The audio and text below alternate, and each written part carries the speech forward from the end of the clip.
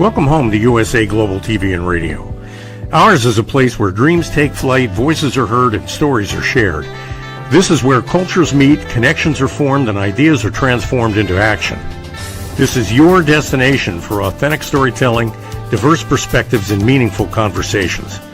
We're where global stories unite and bridges are built beyond all borders. Discover our world of education, entertainment, hope, and inspiration.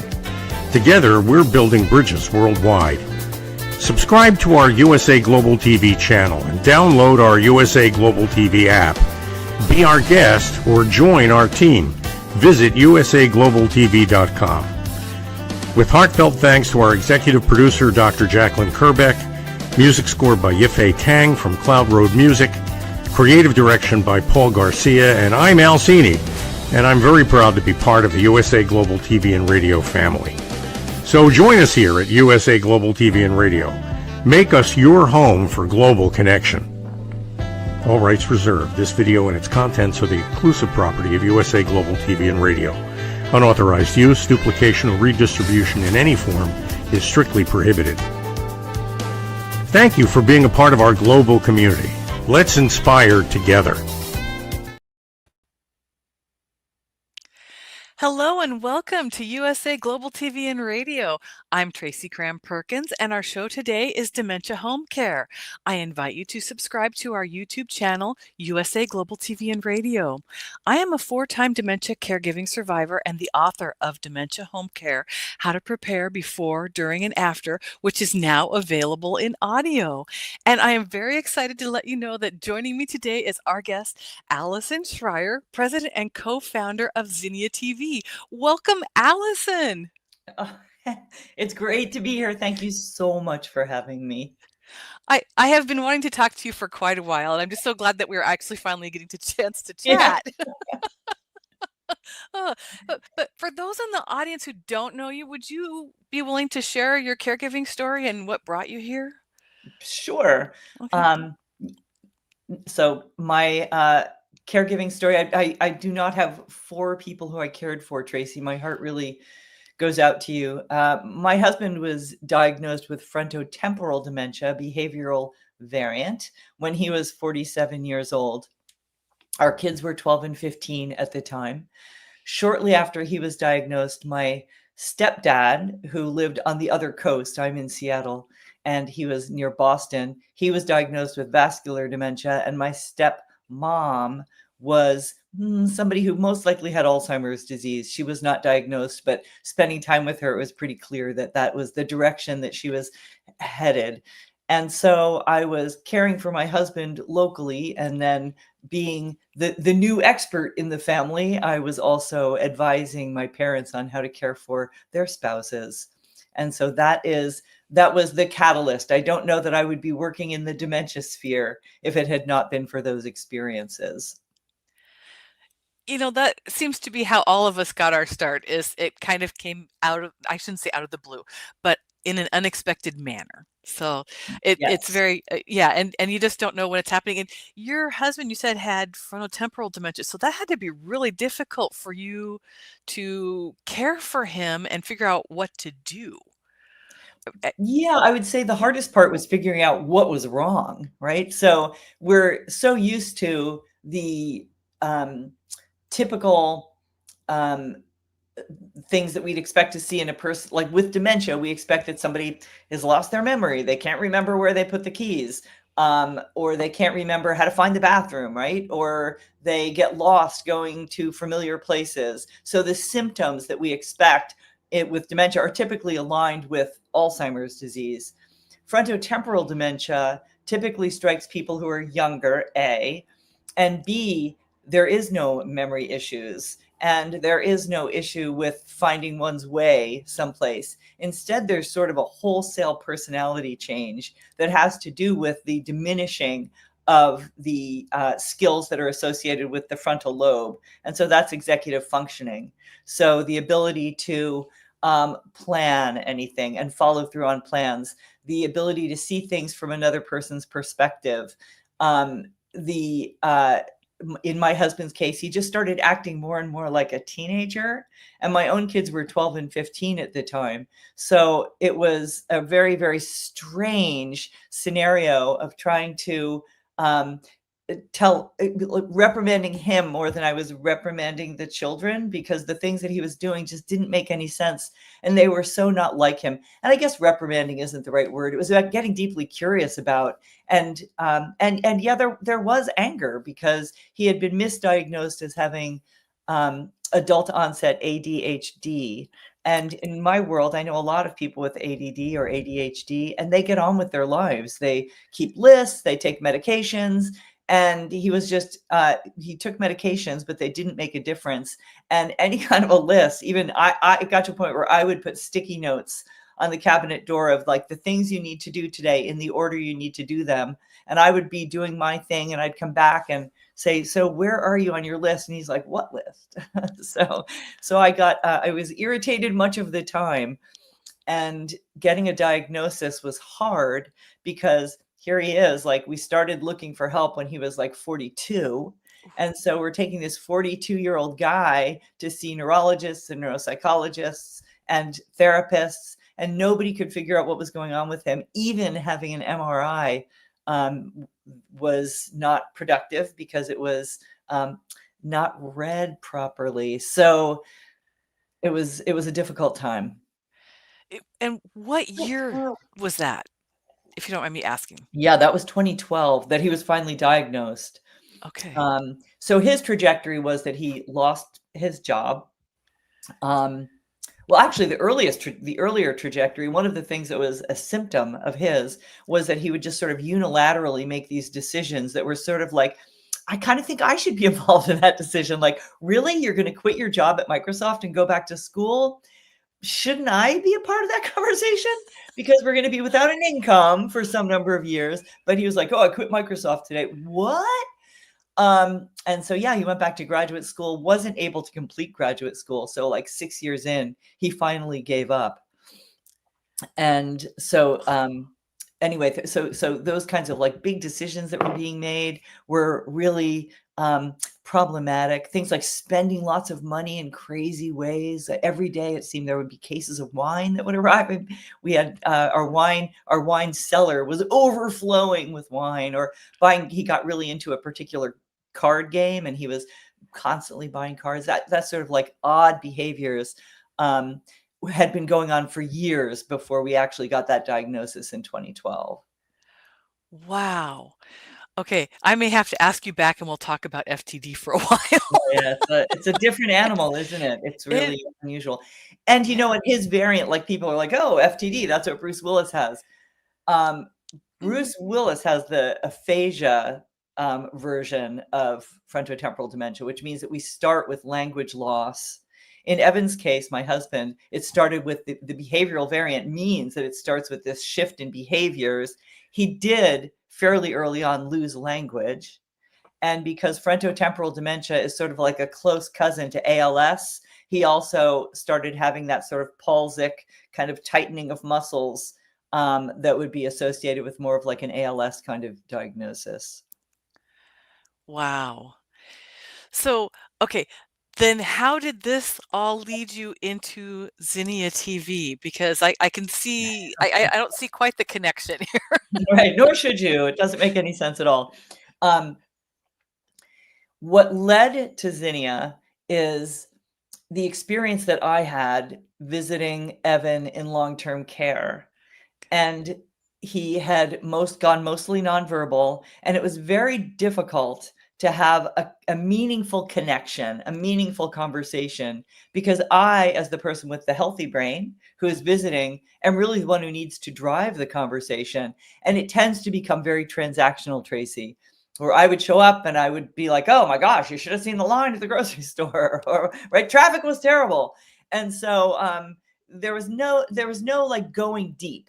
But what I found is that if I brought visual aids, that really helped inspire me to drive a conversation and him to follow along and be a part of it.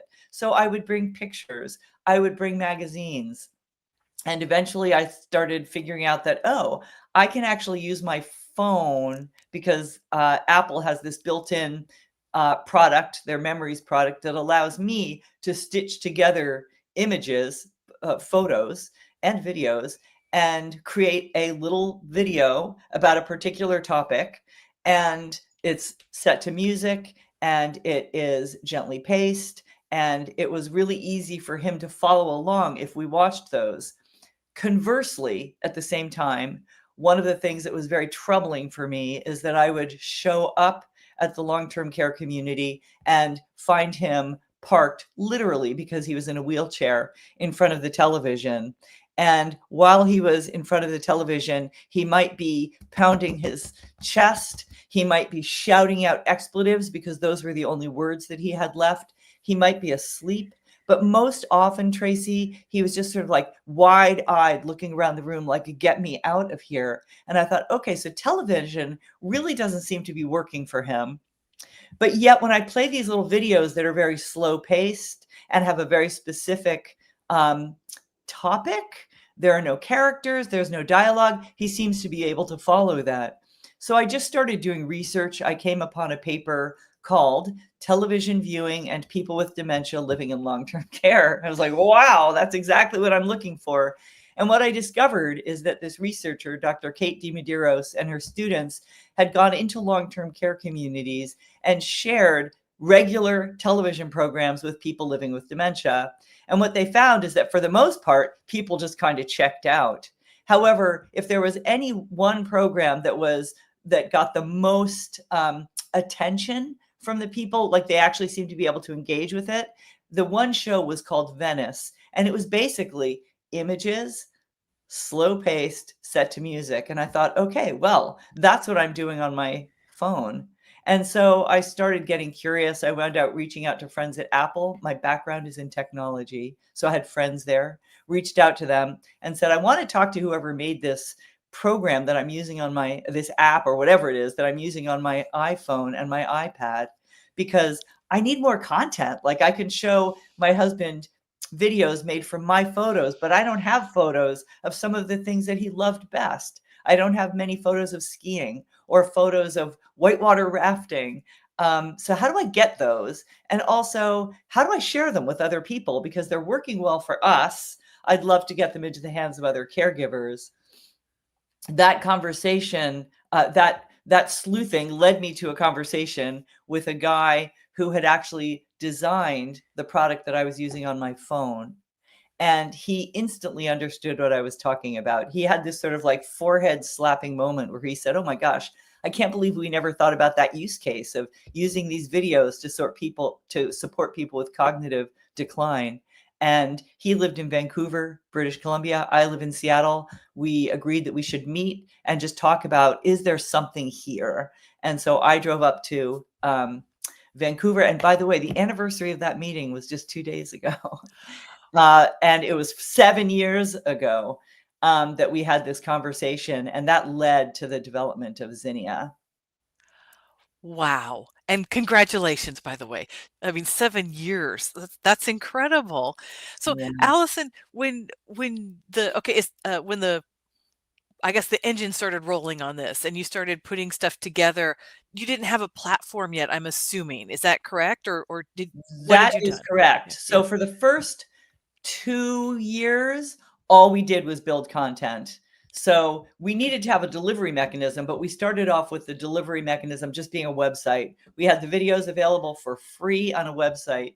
We were extremely fortunate that a philanthropist in Canada loved what we were trying to do, and he donated money that was matched by a Canadian governmental entity that got us into a research project that lasted 2 years at the University of British Columbia in conjunction with Vancouver General Hospital. So as we were building content, the content was being tested in long-term care communities, and we were testing it ourselves, going to people's homes, going to long-term care communities, and we started figuring out what was really working.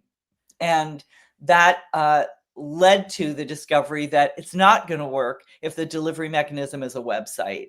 It needs to be super easy. And so that is when we developed the app, which came out in the fall of 2022. And then 2023 was really a year of discovery for us as a company, because prior to that, everybody had just been working part-time. We weren't sure whether we really had something. We weren't sure where it was going to go.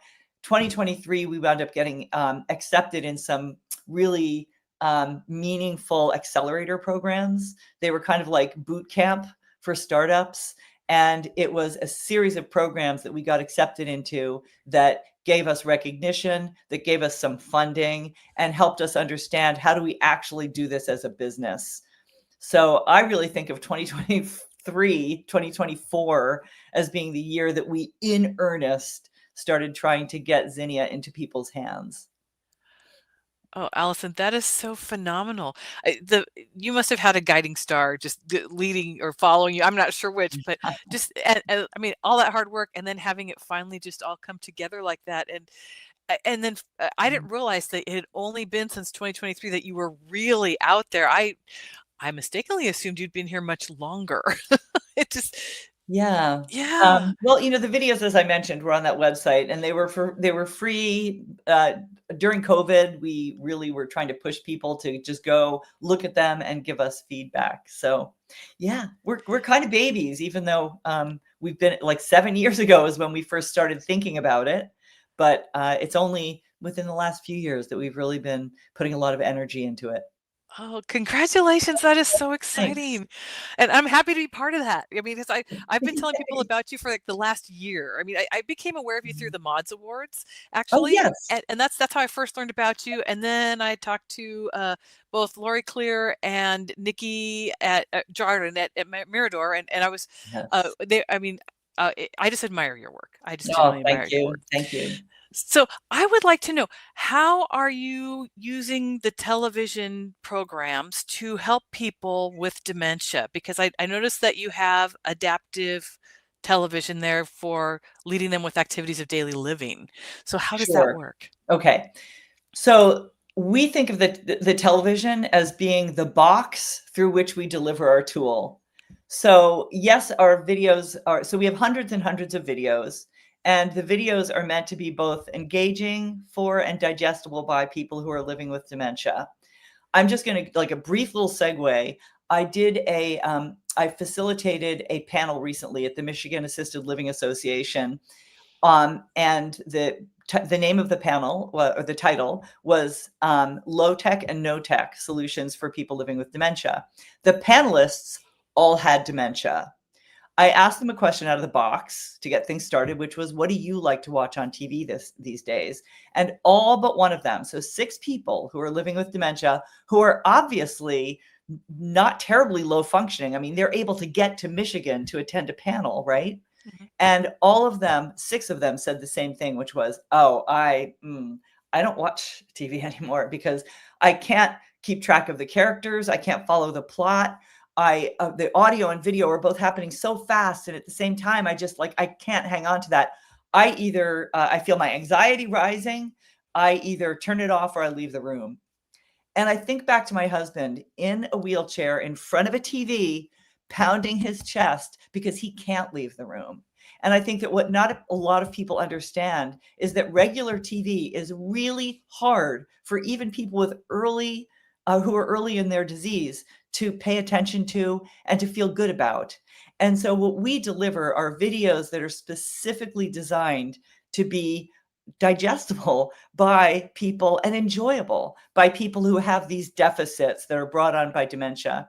The videos that you're talking about, the activity of daily living videos, are videos that model the thing that we are about to do. So if we're going to drink water, you can imagine that I go to my 85-year-old mom and I say, Mom, it's time for us to drink water. Well, she might say, okay, thank you. Or she might say, I'm 85 years old. I don't need you to tell me that I need a glass of water. Or she might say, oh, no, thank you. I just had water, when she didn't, but she doesn't know that because her memory is shot. So instead, what I could do is I could put a couple of glasses of water on the coffee table. We can sit together and we can watch a beautiful video that just shows people drinking water. And at some point, and dogs drinking water, and kitty cats drinking water. And at some point during the video, I offer her a glass of water. And now we have normalized it. She's seeing people do the thing. It makes all the sense in the world to do the thing that everybody else is doing. And so we have videos for let's take medication, let's use the toilet, let's get dressed, let's shower, let's eat breakfast. And we're starting to add new videos to that category, which are simply videos of somebody eating a meal, just to coach through, like, pick up your fork, spear the food, put it in your mouth, chew it, and swallow it, because there are people whose dementia prevents them from being able to even follow that process flow of eating a meal. So anyway, that's what the ADL videos are all about. It's not instructional like the ones I just described, pick up your fork, yes, but most of them, like let's take medication or let's use the toilet, simply model. They show people doing the thing that we're about to do. And in our research, which we've done a lot of other research since the one that I mentioned previously. In our research, what we've discovered is that if people watch these videos on a daily basis, it becomes part of the routine and takes away anxiety that's associated with those activities.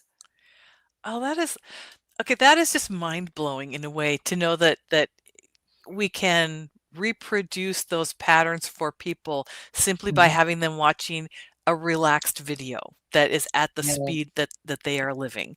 And thank you for figuring that out, first of all. I mean, that's a really incredible gift. Now, one of the things that I learned about all of this is one of my friends' moms was a big sewing person, and she was doing also. I had her watch one of the videos, and they've now subscribed, by the way. But Well, they were loving. Her mom actually said, "I can do that." That was the first time she'd said anything in, I don't know, 6 months. She goes, "I can do that." I was like, "Oh my God, that freaked us out." But it was exciting too.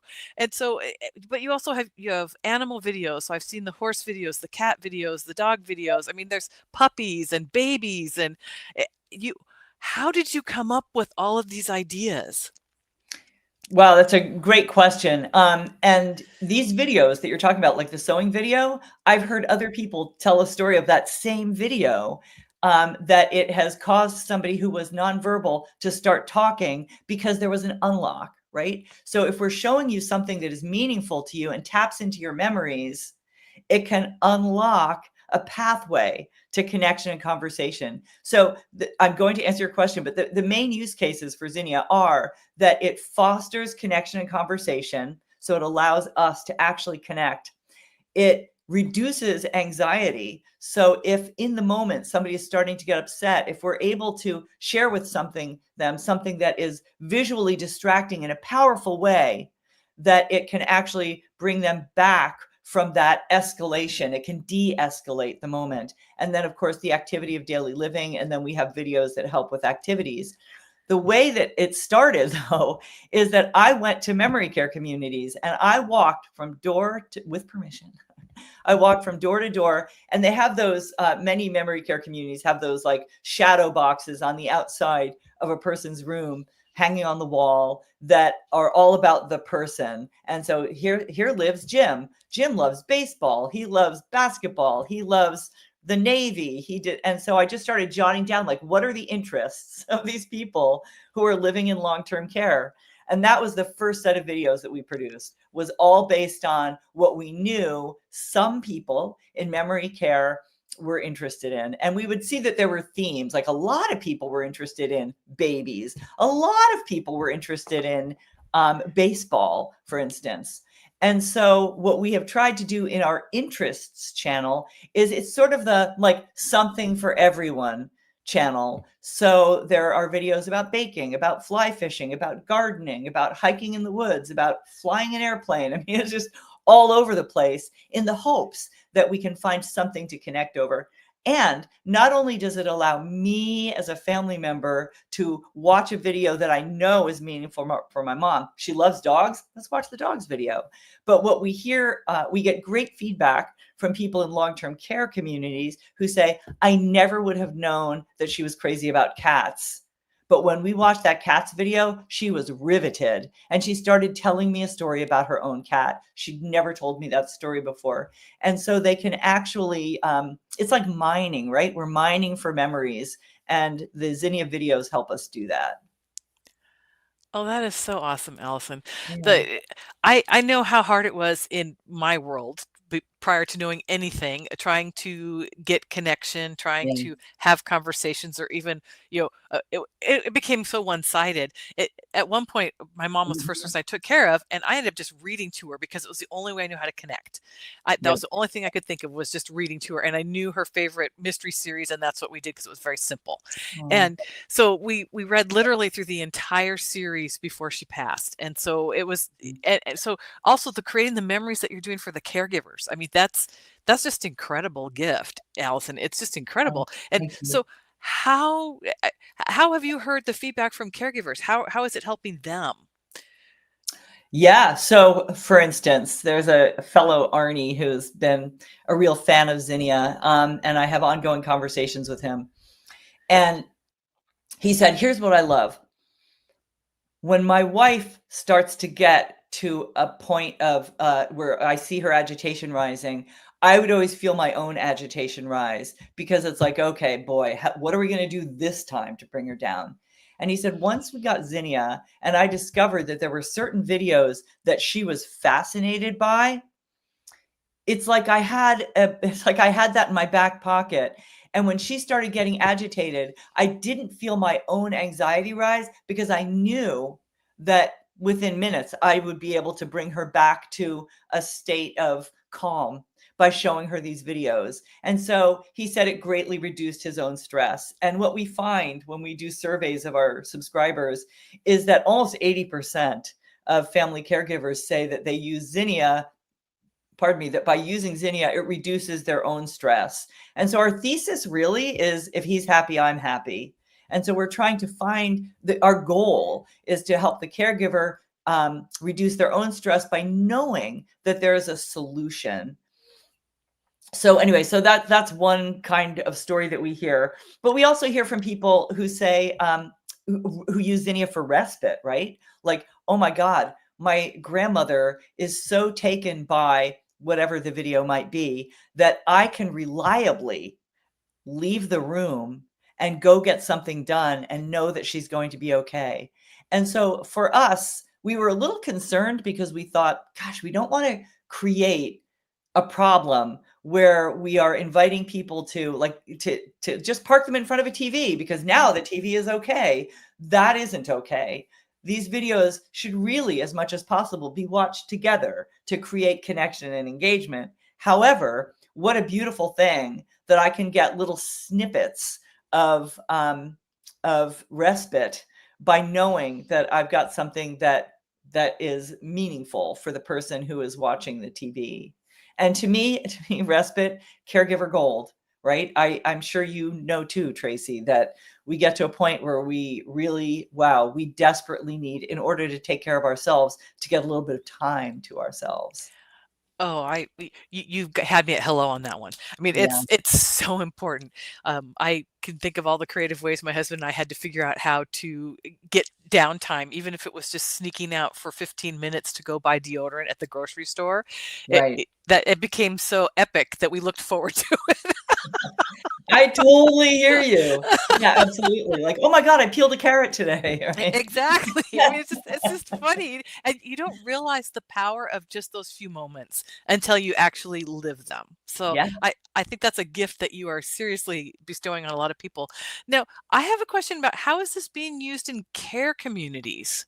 Yeah. So, Yeah. um, a few different ways. So many of the care communities that use Zinnia have it both on a tablet and on a TV. On the tablet, they use it for one-on-one care. Like when I greet the person in 408 to wish them a good morning, I play the good morning video. Like I sit on the bed, we watch this 5-minute video together. It shows the sun rising. It shows people getting out of bed and taking a shower and getting dressed and eating breakfast. And it allows me to kind of prepare him for his day. So that's one instance. They also might use, before they're about to take the person in 302 and get them dressed, or help them get dressed, they might first sit with them with the tablet and watch the getting dressed video to just set the stage. This is the thing we're about to do.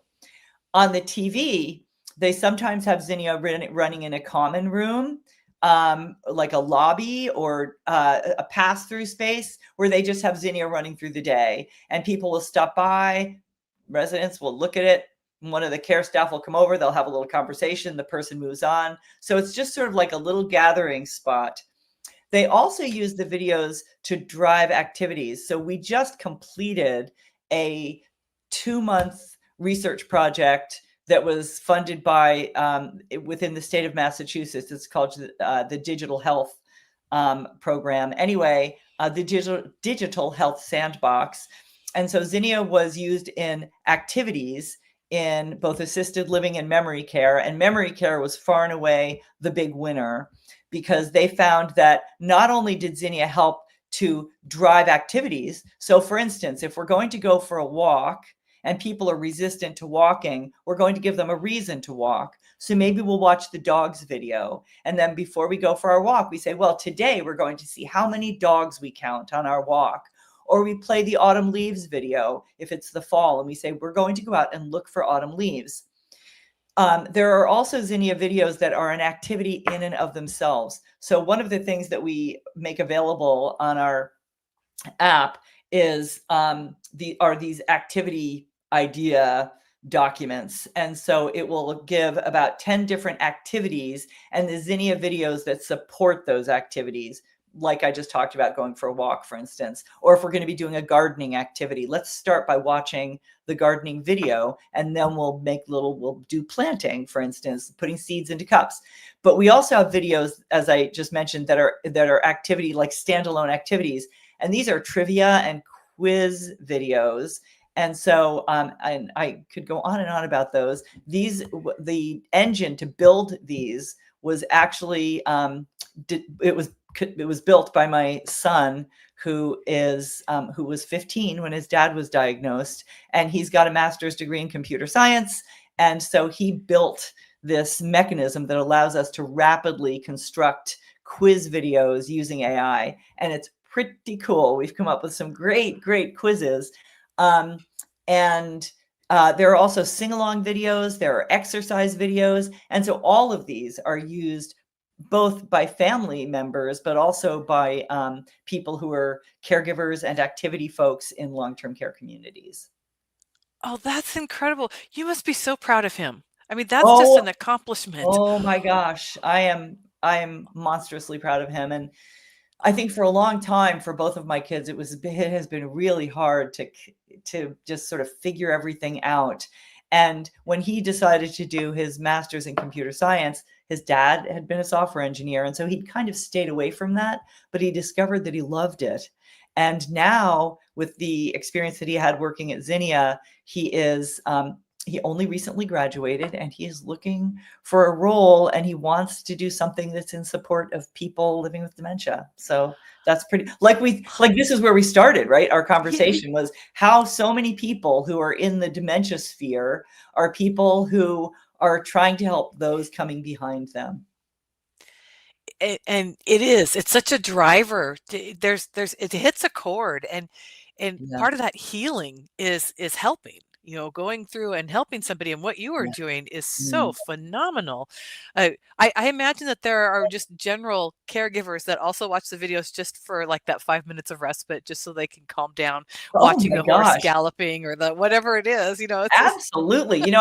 We had a team meeting in Vancouver. The whole team got together, and we decided that after dinner we would just sit down and have a meeting and talk. Anyway, we would have Zinnia playing in the background, and so we put on the bees video, and about 15 minutes later, we're like, wait a minute, we're supposed to be having a meeting, but we're all like, just watching the bees. They're so they're really quite they really set you at ease watching those videos. Yes, they're quite a draw. Well, and I commend you for that, because we live such a fast-paced life nowadays. Just having that moment to just reflect and just sit there and lose yourself in watching the bees. Yeah, and we also hear from people with mild cognitive impairment who use the Zinnia videos to reset themselves. We had a lovely call with a group of people who all are living with mild cognitive impairment or who are very early in their dementia diagnosis. And one of the women shared about how she said, every day, without failure, I reach a point where I start becoming a person who I really don't like very much. And I find that if I watch, it was a video called Blooms. She said, I find that if I watch the Blooms video, by the time it's completed, and it's not very long, like less than 10 minutes, by the time it's completed, I am back to being the person I wish I was. And I love that. Oh, that is so cool. We have gone so fast. We've already got less than 5 minutes left.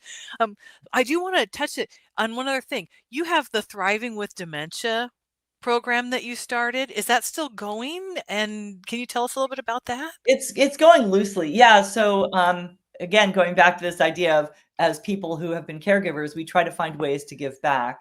And one of the things that I started doing early on when my husband was living in long-term care is I figured out that, like, wow, I've learned a lot. And there are so many things that I wish I had known before my husband had dementia, but why would I have, right? And so I thought, okay, I'm going to find a way to disseminate this information to other caregivers.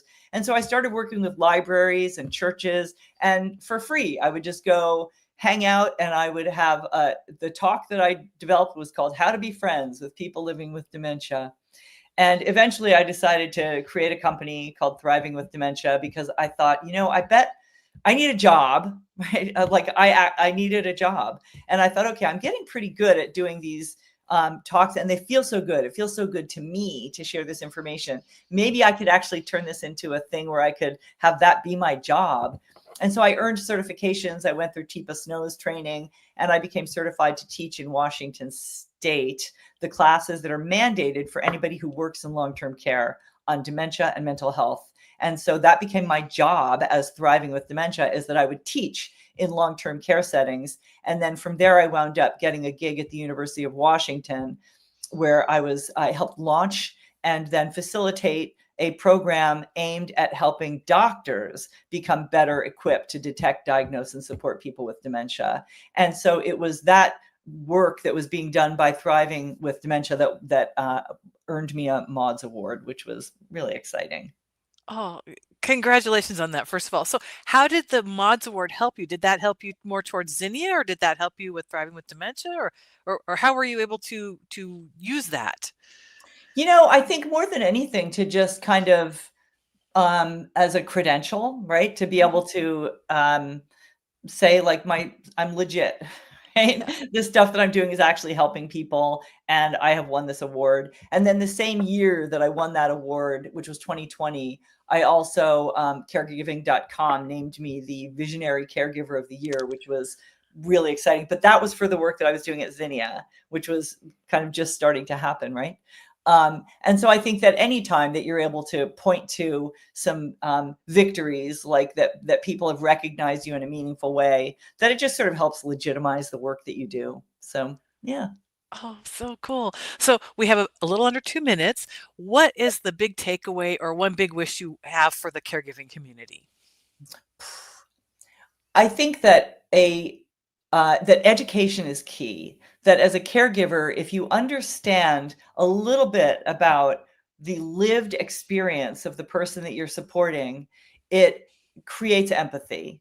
And that without empathy, you cannot be a caregiver who treats the person that you're caring for with dignity and respect and reduce your own stress, because you need to have strategies. And those strategies have to be based on what the lived experience is of the person that you support. And so I pay a lot of attention to programming and videos that are people with dementia telling their own story. And when I was at that conference in Michigan, one of the things that one of the people living with dementia said that really touched me deeply was, "We are your teachers. Caregivers, we are your teachers. Pay attention to us, and you'll understand how to support us in ways that make it easier for you and more meaningful for us." And so that's, I guess, the big thing that I hope more people can grab onto, is this idea that we have an opportunity just through the person that we're supporting to understand better how to support them in a meaningful way.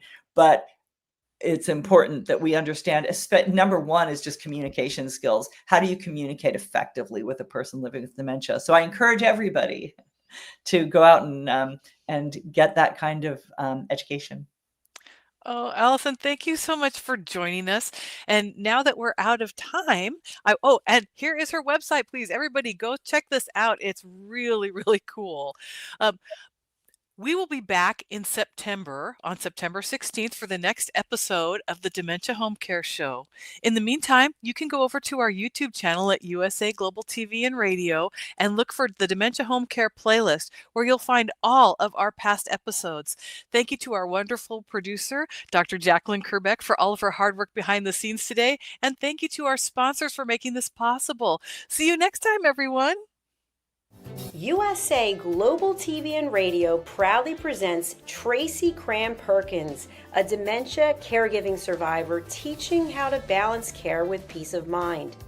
#1 resource for dementia caregivers. It's the book Dementia Home Care: How to Prepare Before, During, and After. Over 17,000 copies sold of this must-have guide.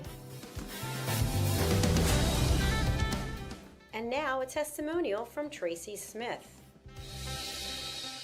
If I was to describe this book to someone who is going through a similar situation, I would underscore how important it is to have some sort of a tool or a guidebook to help you through certain stages. And there's so many, it's such an unknown topic to the average person. And to have this as a reference is essential. It's going to help you get through it personally, as well as help your loved one manage.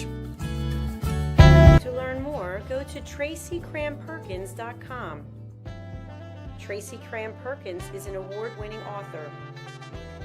She's also the host of Dementia Home Care television show. Watch it here on USA Global TV and Radio. 5 little-known secrets for dementia caregivers with Tracy Cram Perkins. Hi there, I am Tracy Cram Perkins, the host of the Dementia Home Care Show here on USA Global TV and Radio. I am also the author of the book of the same name. And you'll see this QR code. This is for an extended version of the same talk. So if you want to see the full hour-long version, feel free to scan the code and go to that website. Stick with me, we'll talk about 5 little-known secrets to make it a little easier to do dementia caregiving. What you're seeing on the left-hand side is a healthy aged brain, age 55 and above. The one you're seeing on the right is an Alzheimer's disease brain. It is in moderate disease. It is shrinking. It has holes in it. The memories that were in those holes no longer exist. When you're learning something, let's say in kindergarten, you learn how to tie your shoelace. Well, then by the time you're in 2nd grade, your brain remembers that information from tying the shoelace and applies it so you can learn more quickly how to tie more complex knots. So the brain is hardwired to do this for us. So it helps us learn faster so it doesn't take us long to acquire knowledge. The brain is looking for the information and they pick the closest to wherever that hole is. Let's look at some tips that we can use to help do that. These are 5 simple tools you can use as a dementia caregiver to help your loved one. The whiteboard is a useful tool in recording the day's activities and the answers to repetitive questions. The calendar clock is a very useful tool to orient your loved one on the day, the date, and the time, and remind them of upcoming appointments. The communication cards are a great tool to bridge the gap when they can no longer tell you what's wrong. And then there's the pill minder, for when your loved one is still able to take pills but needs prompting. The final tool I want to share with you is the memory book. It tells your loved one's story. It's a great tool for distraction, redirection, also as a conversation starter, and telling you where they are in their story so you know how to answer their questions. Music is probably the most powerful tool in your toolbox after laughter. Music is a way to maintain connection. It sticks with your brain longer than any other thing, including reading. When you're having an issue with somebody, you can play their favorite music if you move them to another room, something that makes them happy, or you can start singing songs together from their childhood. These are some of my favorite books for caregivers. My show airs on the third Tuesday of every month, and you can view past episodes on YouTube. Thank you, everyone. This program has been brought to you in part by TRACY CRAM PERKINS. Connect with her and order her book at tracycramperkins.com. For more information about Alzheimer's disease, support resources, and how you can help, contact the Alzheimer's Association at 1-800-272-3900 or visit their website at www.alz.org. They offer 24/7 helpline support and a wealth of information to assist you and your loved ones. Thank you, viewers and listeners of USA Global TV and Radio, for joining us today. We're honoured to have your time and attention as part of our global community. At USA Global TV and Radio, we believe in the power of authentic conversations, meaningful connections, and creating a world of possibilities together. Want to be part of something bigger?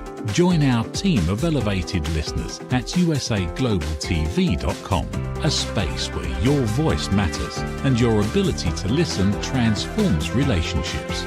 Stay connected with us across all our platforms for thought-provoking discussions, expert insights, and empowering stories. Subscribe to our channels at youtube.com/c/USAGlobalTV. Follow us on social media and explore the endless opportunities we're creating for growth, learning, and inspiration. Together, we're not just broadcasting, we're building bridges and changing lives one conversation at a time. For inquiries, contact us at info@usaglobaltv.com. Music by Johnny Dyes. Produced by Executive Producer and Director Dr. Jacqueline Kerbeck. Voiceover by Mike Porter. Creative direction by Paul Garcia. All rights reserved. Copyright 2025. Visit usaglobaltv.com to view our full terms and conditions.